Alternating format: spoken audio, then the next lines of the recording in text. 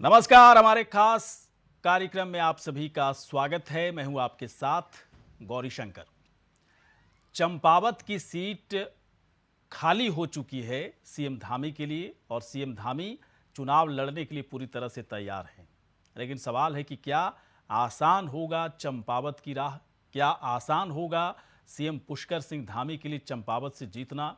क्योंकि आम आदमी पार्टी के साथ साथ कांग्रेस पार्टी जबरदस्त घेरेबंदी वहां पर करने की तैयारी कर रही होगी। तो कैसे जीत पाएंगे चंपावत से विधानसभा उपचुनाव पुष्कर सिंह धामी, इस पर हम चर्चा करेंगे। क्या है बीजेपी की प्लानिंग, इस पर चर्चा करेंगे। साथ ही साथ कांग्रेस और आम आदमी पार्टी किस तरह से घेराबंदी करेगी चंपावत में पुष्कर सिंह धामी के खिलाफ, इस पर भी सवाल पूछेंगे। लेकिन पहले हम आप तक पहुंचाते हैं कुछ प्रतिक्रियाएं आई हैं इस पूरे मसले पर। पहले सुनते हैं वो। के सभी कार्यकर्ताओं ने एक बैठक की थी और बैठक के बाद उन्होंने एक प्रस्ताव भेजा था कि हम चाहते हैं कि जो चंपावत की सीट है इससे मुख्यमंत्री जी चुनाव लड़ें।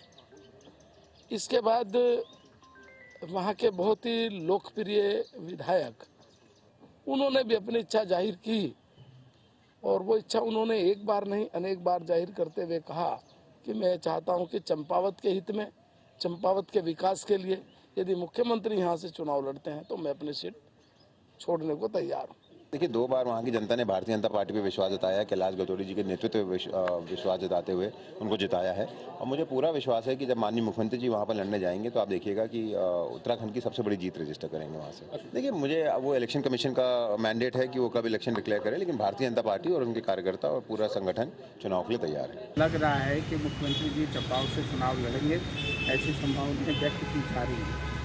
और मैं एक बात यहाँ पर स्पष्ट रूप से कहना चाहूँगा कि कांग्रेस की पूरी तैयारी है और कांग्रेस जिस तरीके से मुख्यमंत्री को हमने खटीमा में घेरने का काम किया, जिस तरीके का मजबूत उम्मीदवार हमने खटीमा में मुख्यमंत्री के खिलाफ उतारा, मैं बिल्कुल आपको आश्वस्त करना चाहता हूं कि उससे भी मजबूत उम्मीदवार चंपावत में मुख्यमंत्री के खिलाफ लड़ेगा और पूरी कांग्रेस पार्टी शिद्दत से अपने उम्मीदवार को जिताने का प्रयास करेगी।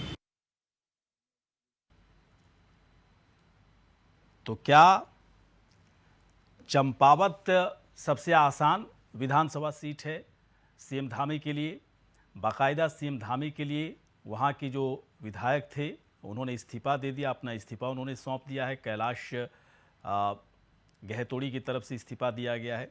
बीजेपी की तरफ से साफ कह दिया गया है कि अब पूरी तरह से विधानसभा उपचुनाव के लिए सीएम धामी के रास्ते साफ हो चुके हैं। तो चंपावत से सीएम धामी विधानसभा उपचुनाव लड़ने के लिए पूरी तरह से तैयार हैं। कब तारीख तय होती है चुनाव आयोग की तरफ से, इस पर क्या तारीख निकाली जाती है, इंतजार करना होगा। लेकिन जैसे ही एक खबर आई कि चंपावत सीट से कैलाश गहतोड़ी ने इस्तीफा दे दिया है, वो अपनी सीट उन्होंने खाली कर दी है सीएम धामी के लिए, उसके बाद उत्तराखंड में सियासी हलचल तेज हो गई है। उत्तराखंड में सियासी हलचल में गर्मी दिख रही है क्योंकि कांग्रेस और आम आदमी पार्टी दोनों की यही कोशिश होगी कि सीएम धामी को वहाँ पर किस तरह से शिकस्त दी जाए। एक सवाल ये भी है कि चंपावत को क्यों चुना गया? चंपावत से कैलाश गहतोड़ी ने ठीक है इस्तीफा दिया, लेकिन चंपावत क्या बीजेपी के लिए, सीएम पुष्कर सिंह धामी के लिए सबसे सुरक्षित सीट कही जा सकती है जहाँ से वो आसानी से जीत सकते हैं? क्या जो वहाँ का समीकरण है पूरी तरह से पुष्कर सिंह धामी के फेवर में आएगा, उनके पक्ष में आएगा, या फिर कांग्रेस और आम आदमी पार्टी के समीकरण के सामने पुष्कर सिंह धामी को दिक्कतें हो सकती हैं, बड़ा नुकसान हो सकता है? ये तमाम ऐसी चीज़ें हैं जिसे जानना समझना बेहद ही ज़रूरी है कि चंपावत में दरअसल पुष्कर सिंह धामी की पकड़ किस तरह से, क्या ये पकड़ बीजेपी की पकड़ के आधार पर उनकी जीत होगी या फिर पुष्कर सिंह धामी का जो व्यक्तित्व है, जो सियासी व्यक्तित्व है, उसके आधार पर वहाँ के लोग उनके पक्ष में वोट करेंगे? चलिए, इस वक्त कई मेहमान हमारे साथ जुड़ चुके हैं। अमरजीत सिंह जी इस वक्त है प्रदेश प्रवक्ता कांग्रेस पार्टी के। अमरजीत जी, बहुत बहुत आपका स्वागत है। प्रदेश प्रवक्ता आम आदमी पार्टी के दीपक पांडे हमारे साथ जुड़ चुके हैं। दीपक पांडे जी, आपका स्वागत है। बीजेपी के भी जुड़ेंगे, लेकिन पहले अमरजीत जी से हम बात कर लेते हैं। अमरजीत जी, देखिए, आप लोग इंतजार कर रहे थे कि कहां से पुष्कर सिंह धामी उपचुनाव लड़ेंगे। सीएम बन गए, लेकिन सीएम से पहले भी विधानसभा चुनाव उन्होंने लड़ा था, लेकिन वो हार गए थे। इसके बाद आप लोग आलोचना भी बाकायदा कर रहे थे कि हारे हुए उम्मीदवार को सीएम बनाया गया है, लेकिन संविधान में ऐसा कुछ भी किसी को भी बनाया जा सकता है, लेकिन 6 महीने के अंदर विधानसभा की सदस्यता ग्रहण करनी होती है। पूरी तरह से रास्ता साफ हो गया है। चंपावत में आप लोग की क्या रणनीति है, बताइए सर। अब देखिए, निश्चित रूप से चुनाव के इनको जगह दे दी गई है, चंपावत से लड़ेंगे, अच्छी बात है। जबकि उनकी इच्छा थी डीडी हाट से लड़ने की, लेकिन डीडी हाट में आपको जैसा पता है कि चौपाल जी ने उनको मौका नहीं दिया वहां से लड़ने के लिए, मजबूर उनको यहाँ लड़ना पड़ा। और यहाँ पर भी देखिए कि अगर आपको ध्यान हो कि जब चुनाव के नतीजे भी नहीं आए थे तो कैलाश गैतोड़ी जी ने तभी कहा था कि यहाँ पर मेरे साथ भीतरघात हुआ। तो यानी ये कोई जगह ऐसी नहीं है, क्योंकि चिंता भारतीय जनता पार्टी को भी है कि वहां पर इनके साथ भीतरघात तब हुआ था। वो ठीक है, चलो वोट से जीत गए, लेकिन हमारे लिए कोई बहुत बड़ी चुनौती मुझे चंपावत में लगती नहीं। कांग्रेस के लिए मुझे लगता है कि ये हमारे लिए एक आसान सीट होगी। उसका कारण यह है कि यहाँ पर आप अगर देखेंगे 2017 और 2022 के बीच में 10% वोट कांग्रेस का बढ़ा है और भारतीय जनता पार्टी का यहाँ पर 10% के लगभग 11% के लगभग आप देखेंगे तो वोट घटा है। तो निश्चित रूप से लोगों को उम्मीद है कांग्रेस पार्टी से, और हमने पहले भी मुख्यमंत्री रहते हुए इनको हराने का हमने काम किया था खटीमा में, और यहाँ पर भी हम इनको कड़ी चुनौती देंगे। इनकी राह कोई आसान होने वाली नहीं है, ये आप समझ लीजिए। और भारतीय जनता पार्टी भी इस बात को बिल्कुल अच्छी तरह से समझ ली। तो मजबूत लड़ाई होगी, स्वागत है उनका, चुनाव का एक मौका और दिया है। लेकिन एक बात बताइए अमरजीत जी, चंपावत में कांग्रेस कितनी मजबूत है? जैसा कि आपने कहा कि इस बार भी हम लोग को 10% मतदान वहाँ पड़ा है, जैसा कि आप कह रहे हैं 11-12 बीजेपी को आप बता रहे हैं, लेकिन वहाँ से बीजेपी के कैंडिडेट वहाँ से जीते। मजबूत किस आधार पर है बताइए? क्या वहाँ पर बहुत ही कद्दावर किसी बड़े कांग्रेस के नेता को पुष्कर सिंह धामी के खिलाफ उतारा जाएगा, या फिर वहाँ का जो समीकरण है वो कांग्रेस के पक्ष में, इसलिए इस तरह की बात कर रहे हैं? किस तरह का वहाँ पर आप लोग एक तरह से प्रयोग करेंगे ताकि उन प्रयोगों के आधार पर आप कह रहे हैं कि हम कड़ी टक्कर देंगे? आप देखिए ना, मैंने आपको पहले भी कहा कि वहां पर जो भारतीय जनता पार्टी को अगर हम तुलना करें 2017 की, तो 62% के लगभग भारतीय जनता पार्टी को वोट पड़ा था। वो जो घट के अब लगभग 49-50% के करीब भारतीय जनता पार्टी को मिले, यानी 12%, जो मैं 10 कह रहा था, वो लगभग 12% वोट भारतीय जनता पार्टी का घटा है। यानी लोगों का जो झुकाव था भारतीय जनता पार्टी की तरफ वो घटा है।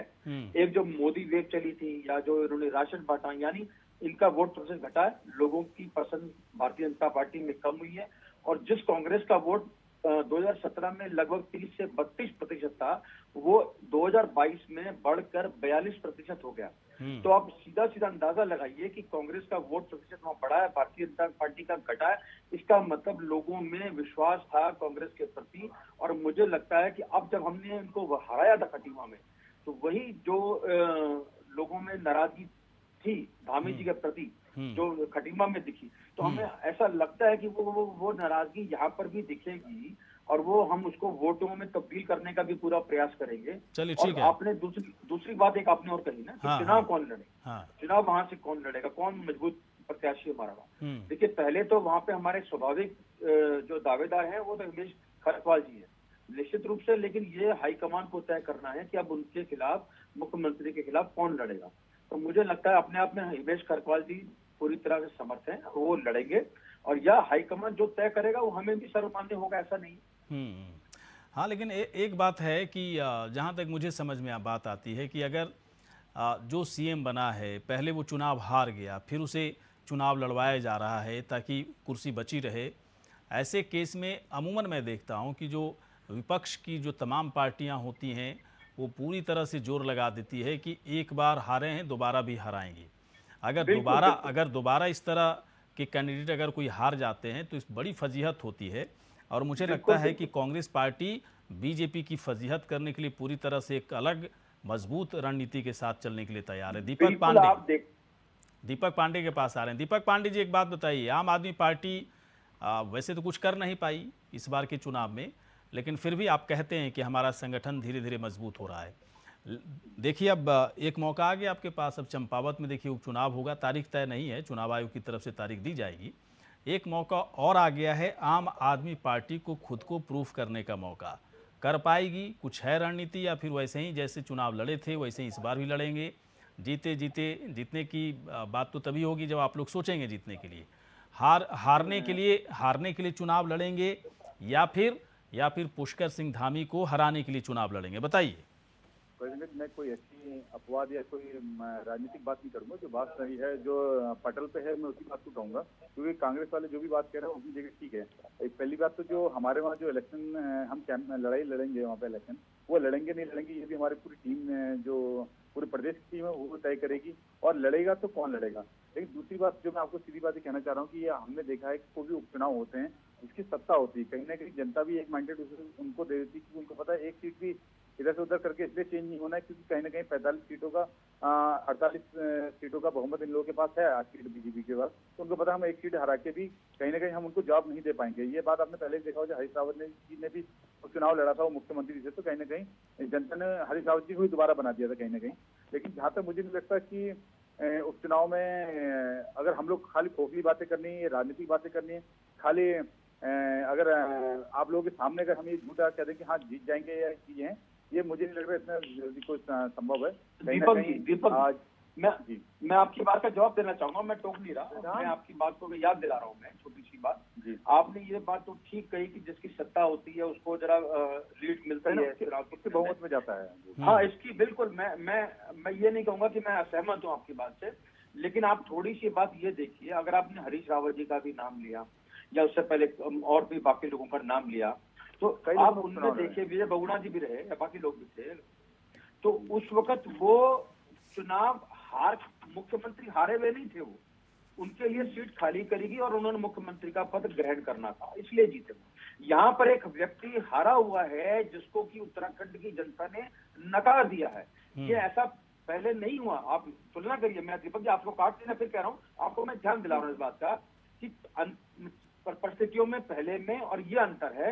आज एक हारे हुए मुख्यमंत्री को दोबारा मुख्यमंत्री बना करके वहां भेजा जा रहा है, उसको बनाने के लिए चुनाव लड़ाया जा रहा है। तो ये एक 30 जनता के बीच में जरूर रहेगी, जिसको जनता ने नकार दिया और उसे दोबारा एक्सेप्ट करेगी नहीं करेगी, ये अपने अपने प्रश्न चिन्ह है।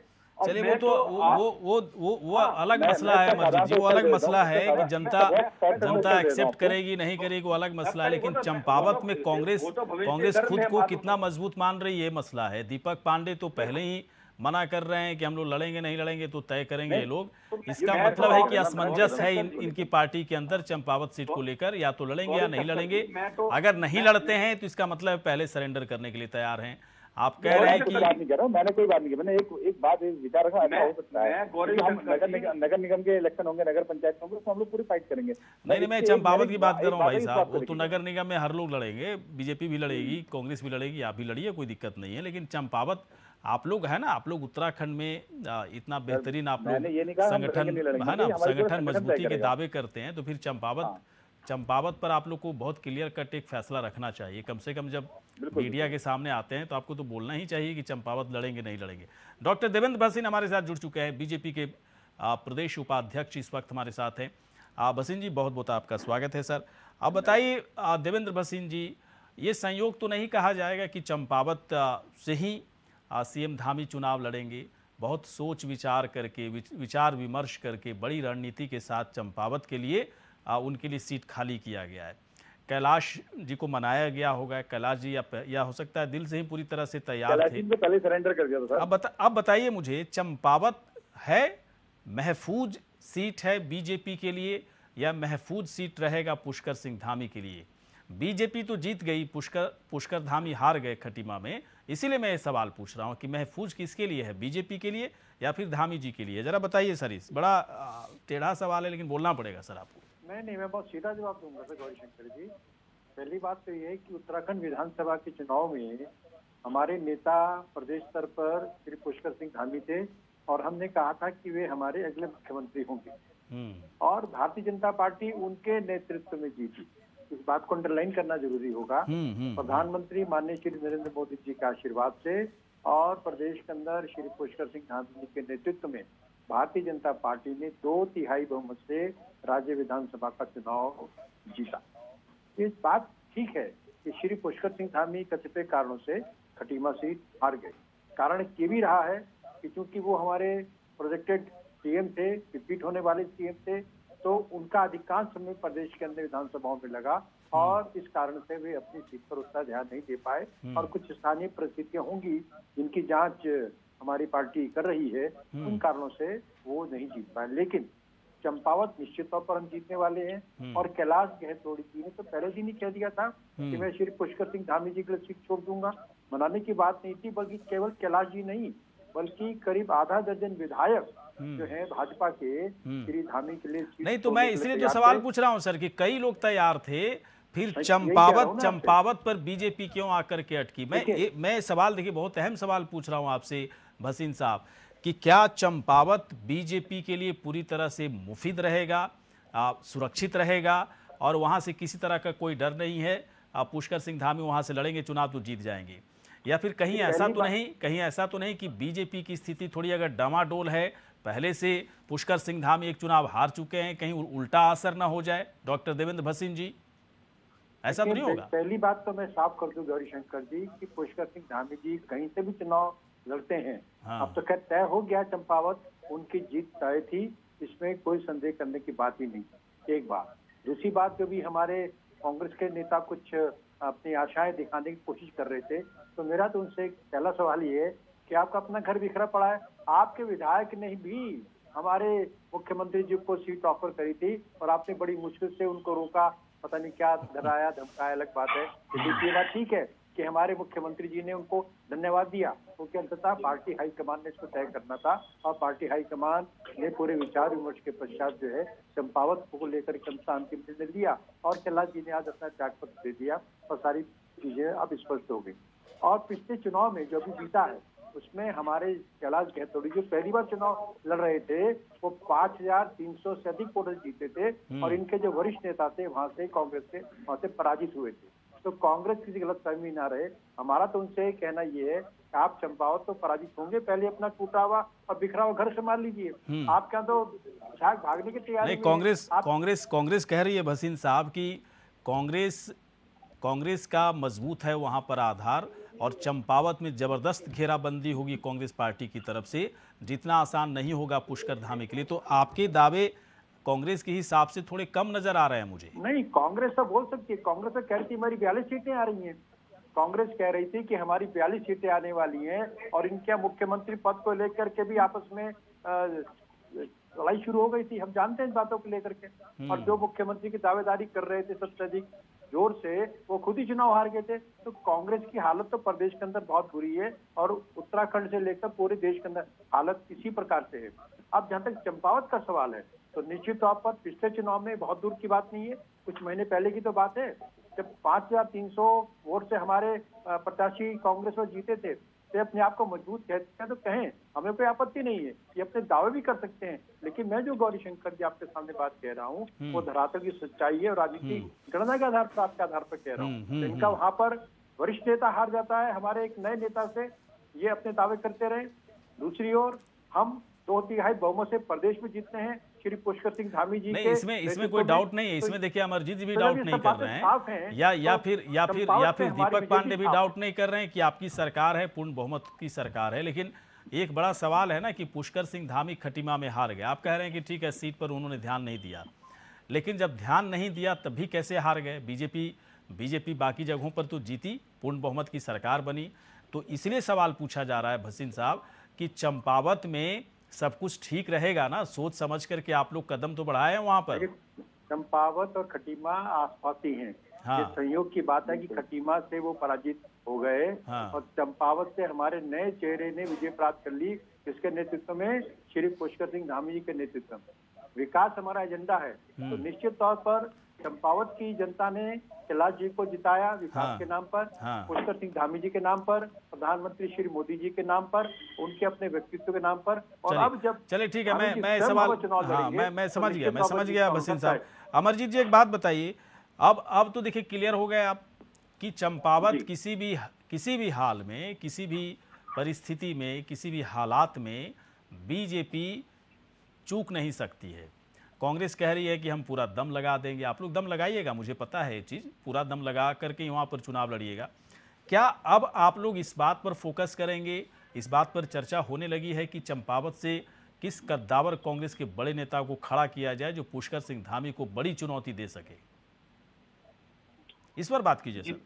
जी जी, मैं पहले तो आपकी बात का भी जवाब देता हूँ और साथ साथ मैं भसीन साहब की बात का भी मैं जवाब देता हूँ कि उन्होंने कहा साहब कि धामी जी ने पूरे प्रदेश में चुनाव लड़ाया, उनके नेतृत्व में चुनाव लड़ा, उन्होंने बाकी जगह मेहनत इतनी करी कि अपनी सीट हार गए। देखिए, चुनाव जो लड़ा गया वो तो, अगर आपको भी ध्यान है, मुख्यतर तो प्रधानमंत्री के चेहरे पे चुनाव लड़ा गया। राज्य की कोई इनके पास उपलब्धियां थी नहीं, जो योजनाएं लेकर के आए वो केवल और केवल केंद्र की योजनाएं लेकर के आए।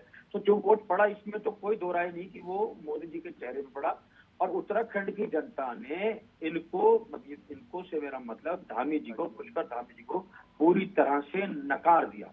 अब ठीक है, ये भारतीय जनता पार्टी का निर्णय था, इनके विधायक मंडल तक का निर्णय था, उनको मुख्यमंत्री बनाया और वो फिर चुनाव में आ रहे हैं, स्वागत है उनका। और दूसरी बात, उन्होंने कहा कि मात्र ये 5000 वोट से हारे। तो मैं याद दिलाना चाहूंगा बसीन साहब, आप ये देखिए, आपका, मैं पहले भी कह चुका था मैं गौरी शंकर जी को कि आपका वोट प्रतिशत वहां घटा है और कांग्रेस का वोट प्रतिशत बढ़ा है। और दूसरी बात, ये बड़ा फैक्ट है एक्चुअली, ये बड़ा फैक्ट वही मैं उनकी याद में दिला रहा हूँ। हो सकता है 5000 को फोकस कर रहे हैं, जीत मैं कह रहा हूँ 1 वोट से भी है, 5000 वोट से भी है, ठीक है। लेकिन जो बात हमारे पक्ष में जाती है या जनता हमें क्यों विश्वास करे, मैं इसका उत्तर दे रहा हूँ। इसलिए विश्वास करेगी कि जनता आपके प्रति उतनी अब आपकी तरफ नहीं है। और दूसरी बात एक ये जो खास बात हो, आज चुनाव अब हो जाने के बाद 2022 के बाद जो बातें आज आ रही है सामने, आज उत्तराखंड में 4 धाम यात्रा को लेकर के या अन्य बातों को लेकर के देख लीजिए, मुख्यमंत्री जी राज्य के विकास की बात नहीं कर रहे। यहाँ पर अब जो बातें उठ के निकल के आ रही हैं, वो जो जिस प्रकार से मोदी जी ने बांटने का काम किया, ध्रुवीकरण की राजनीति करी, आज उस रणनीति पे ये विकास की बात कर रहे थे अभी। मतलब आप ये कहना चाह रहे हैं अमरजीत जी, आप ये कहना चाह रहे हैं? तो मैं आपका मुद्दा मैं बता रहा हूँ, आने वाला जिस पर कांग्रेस चुनाव लड़ने जा रही है। आज आप देखिए, भारतीय जनता पार्टी फिर उसी ध्रुवीकरण की राजनीति पे उतर रही है। ये कभी उसको ये लैंड जिहाद कह देते हैं, कभी लव जिहाद कह देते हैं, कभी इनके बाबा एक पत्र लिख देते हैं जिन पर कार्रवाई करते हुए सत्यापन की बात की जाती है। हम सत्यापन के पक्ष में हैं, मैं आपको फिर कह रहा हूँ, मेरी बात का गलत अर्थ निकाल ले। हम सत्यापन के पक्ष में हैं, लेकिन भारतीय जनता पार्टी के नेता जिस सत्यापन को इस रूप में परिभाषित कर रहे हैं कि वो गैर हिंदू है, तो ये सीधा सीधा ये लोगों को समझ में आ रहा है कि भारतीय जनता पार्टी अब ध्रुवीकरण की राजनीति करने जा रही है। ये हालांकि भारतीय जनता पार्टी ने क्लियर किया है, कई बार हमारे डिबेट में क्लियर किया गया कि गैर हिंदू का मतलब ये न समझें कि उसमें सिख समुदाय के हमारे भाई बहन हैं या फिर बौद्ध या जैन या फिर दूसरे धर्म के, सिर्फ उसमें मुस्लिम और ईसाई धर्मों को अनुमति नहीं देने की बात हो रही है। हालांकि सरकार की तरफ से भी स्टैंड कह दिया गया कि ऐसा नहीं होगा। मैं गौरी शंकर जी आप ही की बात मान लेता हूँ, मैं उसमें गैर हिंदू में इन्होंने 2 कैटेगरी डाल दी, मुस्लिम और ईसाई। क्या हमारा संविधान ये किसी को अधिकार देता है कि वो किस राज्य में जाए, कहाँ जाए? बिल्कुल नहीं सर, आप सही हैं, क्या खाएगा? बिल्कुल सही है, मैं सहमत हूं आपसे। लेकिन सरकार, देखिए सरकार भी ऐसा कुछ कह तो नहीं रही है, सरकार सिर्फ सत्यापन की बात कर रही है। सरकार भी नहीं कह रही है, सरकार ने तो साफ कह दिया कि नहीं ऐसा नहीं होगा, लेकिन हम संदिग्धों पर नजर रखेंगे। तो अच्छी बात है ना अमरजीत जी? नहीं काट, मैं बिल्कुल स्वागत करता हूँ ना, मैं स्वागत कर रहा हूँ इस बात का। मैं फिर ये कह रहा हूँ, आपकी डिबेट पे कौन व्यक्ति क्या बोल के क्या है वो नहीं, मैं अन्य जो मीडिया की तरफ से जो खबरें आ रही हैं, सोशल मीडिया पे जो खबरें आ रही हैं, भारतीय जनता पार्टी के नेता खुद इस बात को, इस शब्द का प्रयोग कर रहे हैं, गैर हिंदू गैर हिंदू गैर हिंदू, और तमाम बाबा लोग इस बात, एक नहीं अनेकों बाबा इस बात पर जोर दे रहे हैं। तो इसमें कम से कम भारतीय जनता पार्टी की जो मंशा है वो संदिग्ध है, मैं कह रहा हूँ। मैं ये नहीं कह रहा कि किसी नेता ने क्या कहा या मुख्यमंत्री जी। हाँ, लेकिन सुनिए अमरजीत जी, मुझे लगता है कि लोगों को गुमराह करना ठीक नहीं है। मैं जहां तक समझा इस बात को, या 2-3 डिबेट तो मैं करवा चुका हूं इस पूरे मसले पर, मुझे भी थोड़ा सा शुरू में अच्छा नहीं लगा था कि गैर हिंदू क्या, ये समझ में नहीं आया। लेकिन पुष्कर सिंह धामी ने तो बहुत क्लैरिटी के साथ कह दिया कि नहीं ऐसा नहीं होगा, हम सत्यापन का काम करेंगे। आने जाने पर किसी को किसी स्वागत तरह की कोई पाबंदी बिल्कुल नहीं स्वागत होना चाहिए है ना। उन्होंने तो अमरजीत बहुत सिंह भी वहाँ बहुत जाए, क्लैरिटी के गौरी साथ ये शंकर बात भी वहाँ कही, जाए। लेकिन बिल्कुल, ये सत्यापन वाली बात तो सत्यापन मैं भी कहता हूँ मैं कि कह रहा हूँ, हाँ, मैं भी कोई कह रहा जाए, हूँ कि जो हालात स्वागत है हैं उसका। अलग अलग जगहों पर जिस तरीके से है ना प्रवोक किया जा रहा है, वैसे में लेकिन सत्यापन की जरूरत है। जिस मैं आ रहा हूँ, प्रकार मैं से- थोड़ा समय खत्म हो रहा है। दीपक पांडे से एक सवाल है। दीपक पांडे, एक बात बताएं, ये जो भी विवाद चल रहा है, चाहे अजान वाले मसले पर अजान वाले मसले पर भी उत्तराखंड में मुझे लग रहा है कि अननेसेसरी, जिसकी जरूरत नहीं है, उस पर भी विवाद फिर ध्रुवीकरण बनाने की राजनीति में कोशिश ये हो कह रही रहा हूं, आज है। चुनाव चार से धाम related चार debate धाम में- वाले मसले पर भी जबरदस्ती विवाद बनाने की कोशिश की गई। क्या आप लोगों का स्टैंड इस पूरे दोनों मसले पर है? कुछ आप लोगों ने सोचा है कि कैसे सरकार को इस मसले पर थोड़ी सलाह दी जाए? हमारा सीधा सा स्टैंड जो है इंसानियत के ऊपर है। कहीं ना कहीं देखिए, कई देखे कहीं चाहे क्रिश्चियन धर्म के हों, मोहम्मदन धर्म के हों या मुस्लिम समुदाय के लोग हैं, कई कई जगह वो लोग जलपान भी कराते हैं, कई जगह वो केले बांटते, फल फ्रूट बांटते हुए देखे गए, कई जगह तलवारें निकालते हुए भी देखे गए। ये मैंने बताया, जो विशेष समुदाय के लोग हैं, चाहे वो हिंदू लोग हों, चाहे वो पंजाबी के लोग हों, चाहे वो जैन धर्म के, क्योंकि एक इंसानी प्रवृत्ति होती है कहीं ना कहीं। हम लोगों में से हो सकता है, मेरे घर में 5 सदस्य हैं, अगर मेरे घर का एक सदस्य खराब है, इसका मतलब ये नहीं कि मैं पांडे परिवार से हूँ तो हमारा पूरा पांडे परिवार खराब है। इसका मतलब ये नहीं कि सारे हिंदू खराब है, सारे मुसलमान बात। खराब है, सारे सिख खराब है। हाँ, अब कुछ लोग, आपने देखा होगा कई जगह लोग खालिस्तान की डिमांड करते हैं, इसका मतलब थोड़ा सारे पंजाबी लोग इस बात को कहने लग गए हैं, या इसका मतलब ये थोड़ा ना कि कोई मुसलमान लोग अगर पाकिस्तान की बात कर रहे हैं, सारे मुस्लिम पाकिस्तान की बात कर रहे हैं।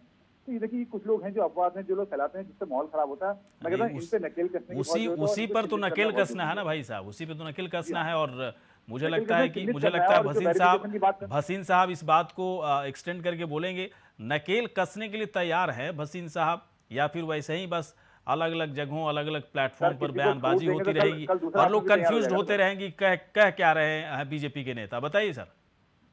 नहीं गौरीशंकर जी, बात साफ बात मुख्यमंत्री जी ने कही है, विषय धर्म का नहीं है, विषय इस प्रदेश में शांति व्यवस्था का आधा है। मिनट में सर बात यहाँ- पूरी कर दिए, खत्म करेंगे प्रोग्राम। जी हाँ, तो जो हम सत्यापन कर रहे हैं वो अराजक तत्वों के खिलाफ कर रहे हैं। कुछ लोग ऐसे जरूर हो सकते हैं उत्तराखंड में आ गए होंगे जो यहाँ के माहौल को बिगाड़ना चाहते होंगे। जो दिल्ली की जहांगीरपुरी में हुआ है वो कौन लोग थे? बांग्लादेशी लोग थे। तो ऐसे तत्व अगर उत्तराखंड के अंदर भी अपनी हरकतें करेंगे, नहीं ठीक है, तो सही निश्चित बात है, तौर पर यहाँ वहाँ का नजर बिगड़ सकती है। हाँ बिल्कुल। तो ऐसे तत्वों का रोकथाम करने के लिए सत्यापन किया जा रहा है। और हम जानते हैं कि हम सीमांत प्रदेश हैं, हम ये भी जानते हैं कि देवभूमि की अपनी कुछ परंपराएं हैं। अगर उनकी रक्षा के लिए, देश की सुरक्षा के लिए, भाईचारे को बनाए रखने के लिए अगर गलत तत्वों को सत्यापित किया जाता है, उनको अलग थलग किया जाता है, नहीं तो इसमें तो कुछ मुझे भी लगता गलत है नहीं है कि भसीन साहब। कोई मुझे बात लग रहा है नहीं, अमरजीत जी भी आप स्वागत कर रहे हैं, दीपक पांडे भी स्वागत कर रहे हैं, बिल्कुल कीजिए। और मैं भी स्वागत कर रहा हूँ इस फैसले का, बिल्कुल इस तरह का किया जाना चाहिए। लेकिन इस फैसले को बहुत क्लैरिटी के साथ पेश कीजिए, ऐसा ना लोग दूसरे को ऐसा ना लगे कि पता नहीं गैर हिंदू का मतलब क्या कह रहे हैं, या जो कई लोग गैर हिंदू वहाँ जुड़े हुए भी हैं, वहाँ के परंपरागत जो काम है उनसे उन लोगों को बिल्कुल अलग थलग नहीं किया जाना चाहिए। वो ज़रूरी है ना, वो सालों से चीज़ें बनी हुई है। चलिए आप सभी यहाँ पर आए, शुक्रिया, धन्यवाद। खास कार्यक्रम इतना ही, नमस्कार।